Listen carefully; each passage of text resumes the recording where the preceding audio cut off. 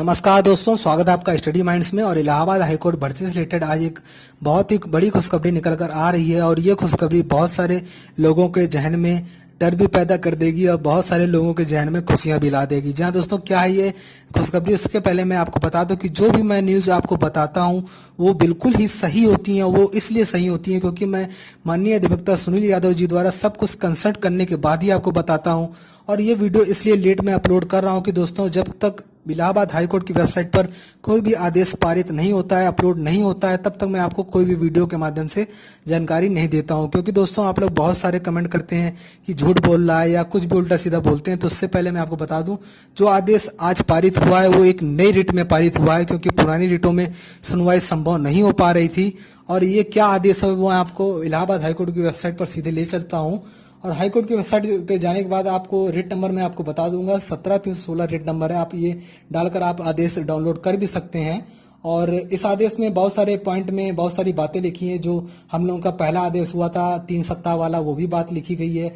और 20 जुलाई को जो दूसरा आदेश हुआ वो भी बात लिखी गई है। लेकिन आपको जो जहन में मेन बात है वो 7वां नंबर पॉइंट में लिखी गई है। इसमें आपको मैं बताता हूं कि it is needless to mention that if in the mean time the respondents conduct any selection for stage 2 or stage 3 of the recruitment process, it shall be abide by the final decision taken in this bunch of writ petition। दोस्तों, इसका अर्थ ये है दोस्तों कि अगर भर्ती board पूरा process करने के बाद, जैसा कि आपको पता है कि ग्रुप डी की परीक्षा उन्होंने करा ली है और वो रिजल्ट निकालने वाले हैं या रिजल्ट निकाल भी देते हैं, और ग्रुप सी का जो टाइपिंग है वो भी करा देते हैं और जॉब भी दे देते हैं।